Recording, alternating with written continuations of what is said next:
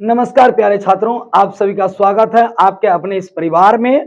तो आज हम लोग बात करने वाले हैं, जैसा कि पिछला वीडियो में बात हुआ था कि हम लोग जो है ना हर एक वीडियो में फॉर्मूला को और बेसिक चीजों को सीखने वाले हैं, ताकि हम लोग जो है कि सवाल को सही रूप से लगा सकें और हम लोगों का ऑब्जेक्टिव सब्जेक्टिव दोनों सवाल हल हो सके। तो उसी के तहत जो है कि हम सबसे पहले आज ले लिए हैं कौन सा चैप्टर, वास्तविक संख्या, जिसको कहेंगे रियल नंबर्स। इस चैप्टर में आपको संख्याओं का भरपूर ज्ञान होना चाहिए, और भरपूर ज्ञान अगर हो जाता है तो आप ऑब्जेक्टिव को देखते ही तुरंत लगा लेते हैं और सब्जेक्टिव में अपना जो है कि कॉन्सेप्ट प्रयोग कर लेते हैं। तो आइए देर नहीं करते हुए संख्याओं के बारे में समझते हैं। सबसे पहला हमने लिया है अंक क्या है। अंक क्या है? तो प्यारे दोस्तों, अंक एक प्रकार का चिन्ह है। अंक एक प्रकार का क्या है? चिन्ह है। जिस प्रकार से हम लोग जैसे हाथ के ऊपर ही होता है चिन्ह वगैरह, सब कैसे कहते हैं मेरा भाई उंगली कटा हुआ है, ये एक प्रकार का चिन्ह है। तो उसी प्रकार से अंक एक प्रकार का चिन्ह है। जैसा कि हम लोग पीछे देख पा रहे हैं कि अंक एक प्रकार का चिन्ह है, जिसके द्वारा आप किसी संख्याओं का निरूपण या तो संख्याओं को लिख सकते हैं। और दशमलव पद्धति में बात करेंगे तो कुल 10 अंक होते हैं, जो कि 0 से लेकर के 9 तक चलता है। तो अंक किसको कहेंगे? याद रहेगा कि अंक एक प्रकार का चिन्ह है। एक प्रकार का क्या है? चिन्ह है, जो संख्याओं को लिखने का काम में लिया जाता है। अब बात करते हैं संख्या क्या है। संख्या वह निश्चित मान है जो किसी भी राशियों को व्यक्त करने में प्रयोग किया जाता है।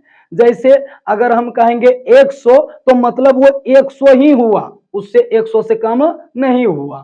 तो ये निश्चित मान को व्यक्त करता है संख्या।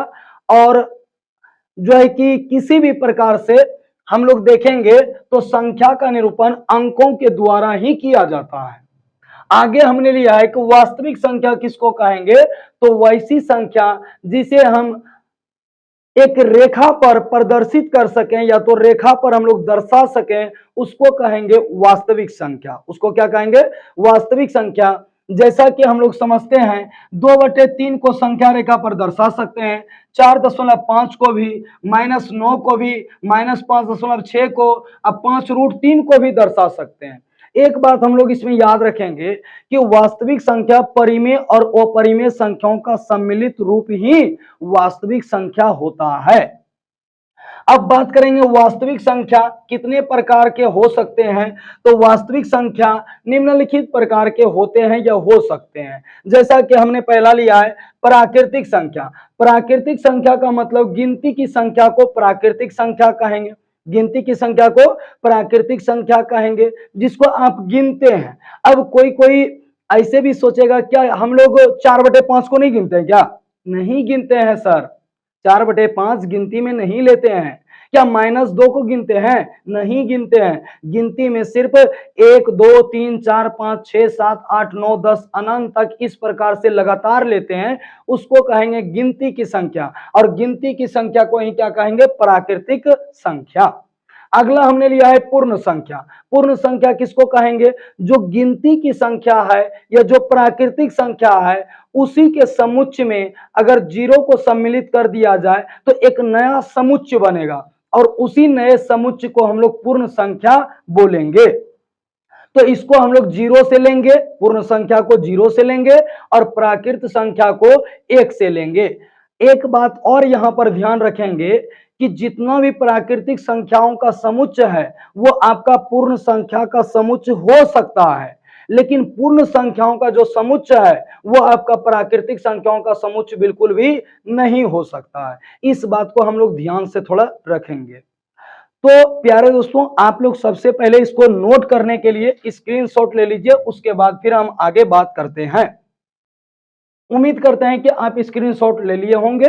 तो अब बात करते हैं प्यारे दोस्तों कि आपको यह वीडियो कैसा लगा। यह वीडियो आपको अगर अच्छा लगा और चैनल पर पहली बार आए थे तो आप जो है वीडियो को लाइक जरूर कर लीजिएगा और एक दूसरे के पास शेयर जरूर कर दीजिएगा। और जो भी लगा हो इस वीडियो में त्रुटि, आप उस त्रुटि को कमेंट में जरूर मेंशन कीजिएगा कि आपसे ये त्रुटि रह जाता है या इस वीडियो में ये त्रुटि है। हम उसको अगले वीडियो में दूर करने का पूर्णतः प्रयास करेंगे। आप मौका हमें देंगे तो जरूर दूर होगा।